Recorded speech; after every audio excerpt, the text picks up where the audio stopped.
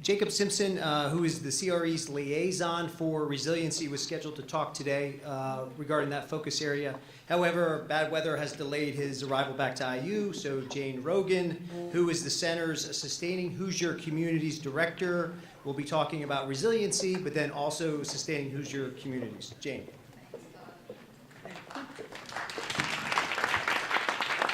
So my sincerest apologies to you all, because you're now going to have to listen to me for a goodly long while.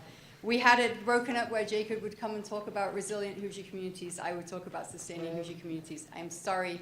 I'm really bad at doing impressions. I feel like I should change my voice somehow halfway through, but I can't really do that. And also, please do bear with me, because this is Jacob's presentation. These are not my words, and I will do my level best to speak for him. As you've heard today already, everybody in the different focus areas has been working through the strategic planning processes and trying to define what are the major goals for each strategic area. And with resilience, I think it's probably important for us to describe what that really even means before we start.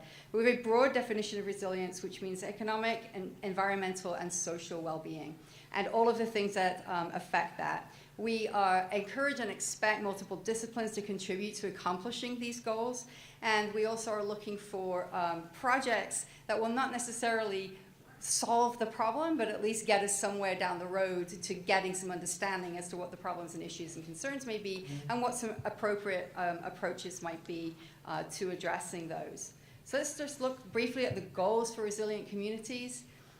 We have a goal in the Food Value Chain Advancement Plan, which is a lengthy way of saying food systems work.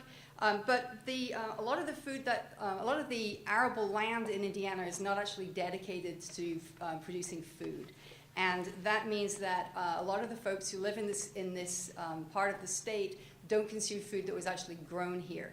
And so we're working hard to try to improve the food systems within Southwest Central Indiana, so that we can increase the consumption of locally grown food that's consumed in this area by 5% by 2021.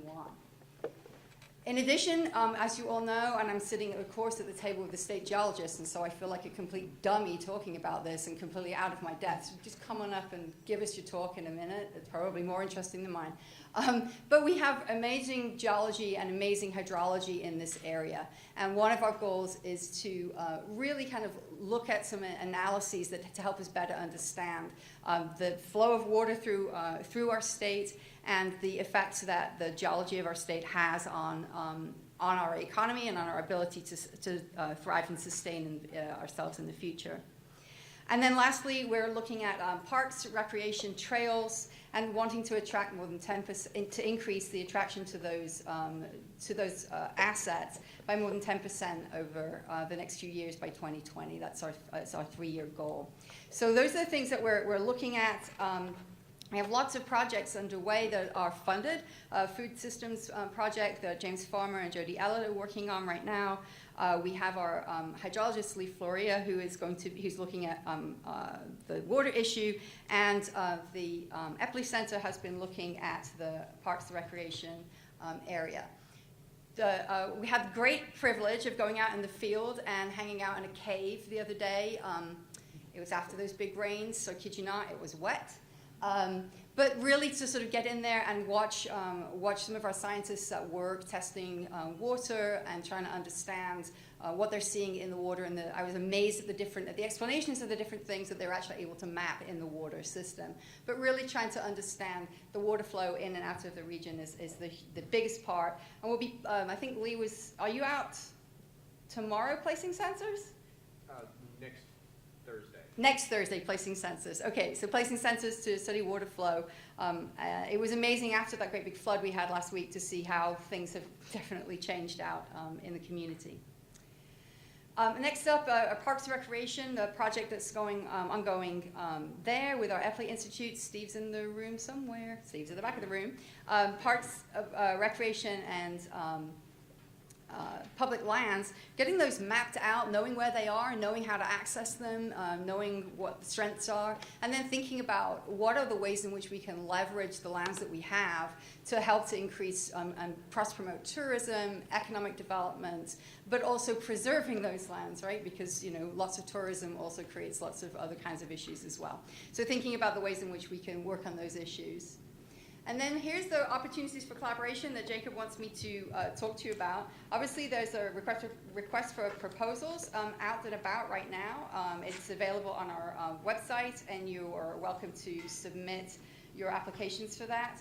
But then thinking about how you can talk to us about what it is that you're doing or thinking about doing. We want to really connect with you and really think about how we can help you with those RFPs.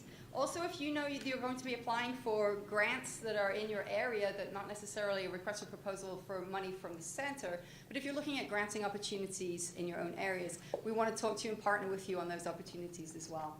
And of course, the last part for resilience is getting involved in community engaged teaching. As you heard both from Carrie Doherty and from Ed Kamatale, the opportunities for community engaged teaching through sustaining Hoosier communities are vast.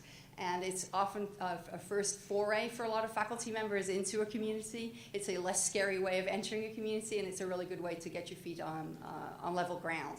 So I think those are the opportunities for collaboration there.